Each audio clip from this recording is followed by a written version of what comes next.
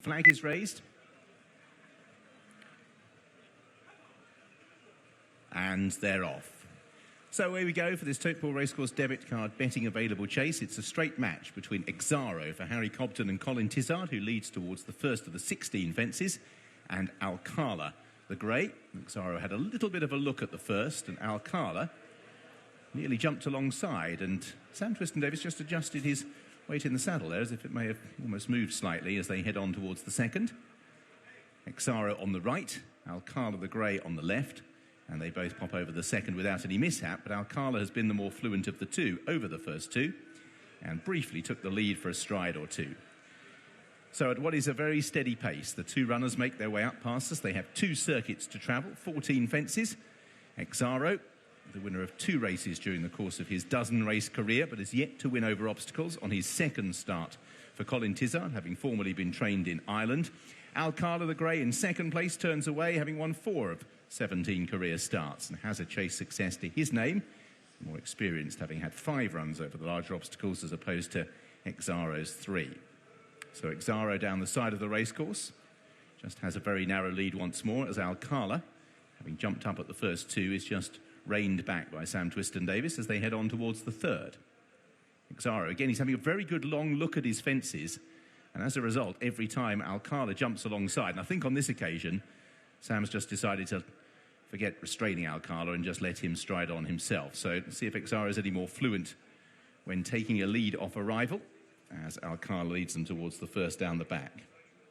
Alcala and Exaro slow again, so it didn't seem to matter whether he's in front or following. He is very cautious at his fences, and Alcala still under restraint, has a lead of about 2 lengths as they approach fence number 5.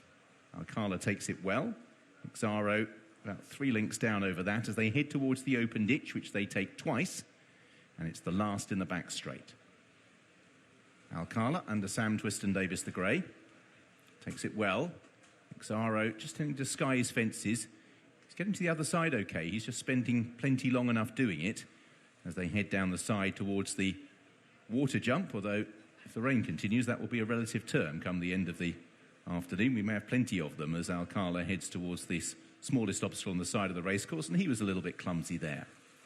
He's definitely been more fluent through the first circuit than Exaro, who's about 4 lengths away, as once again they'll make the turn back towards home. A circuit under their belts.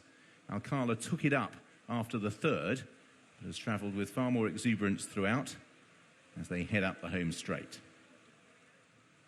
So Alcala towards the first up the home straight. Gave it a bit of a belt there, Alcala, from in second place Exaro. So this race hasn't been without mishap so far. Alcala, who can take a pretty keen hold in these slippery conditions. Sam's keeping a tight hold of the reins, but Alcala gave that another belt. He's hardly jumped in a straight line here. He has a rather awkward way of getting from one side to the other, almost corkscrewing in the air. Exaro, by contrast, is very safe, just a little bit slow. So this could still be for an eventful final circuit. Alcala not making it easy for his rider, just by hanging and not jumping overly straight. Exaro in second. So they turn away, out on the final circuit. The 2 runners have got to this point, although slightly more by luck than judgment in some cases, and Exaro's still being pushed along, hasn't travelled anywhere as fluently as Alcala. So towards the fence on the side of the racecourse, and Alcala, still breezing along, comes to take it and see if he jumps this any straighter. Pops over that really well, and as a result, every time he jumps okay, he just extends the advantage of a length or so. Exaro trying to close down between fences, but they've got 6 fences still to take here. And Alcala into the back straight, slowly leading by 2 lengths. Comes in and jumps it okay from in second Exaro. Now, can Exaro mount any sort of challenge here to Alcala? A length or so between them. Alcala still under strong restraint. Heads towards the middle one down the back. Jumps it okay. Exaro 2 lengths down, heading towards the ditch. And out in front, Alcala. From in second place, Exaro. This is the open ditch, 4 from the finish. Alcala over well. Exaro jumping slightly better on this second circuit, 2 lengths down. So they're turning towards the water jump, 3 from the finish. Alcala's travelled best throughout, still does so. Has the lead, however, of still only 2 lengths over Exaro. 3 fences to take, the first of which is on the side of the racecourse. This time, over the water, Alcala jumped it better than a circuit ago, and Exaro is now beginning to come under stronger pressure as Alcala heads towards the second last and notably quickens. Exaro is struggling to lie up with Alcala throughout, and Alcala, an inch of rain, was grabbed by the horse. So 2 fences to take. He gave this one a bit of a clouter circuit or so ago. Jumps it all right. Exaro's about 5 lengths down. So Alcala, showing that brighter turn of speed, has, I think, barring any accidents at the last, settled this. It's 8 to 10 lengths back to Exaro.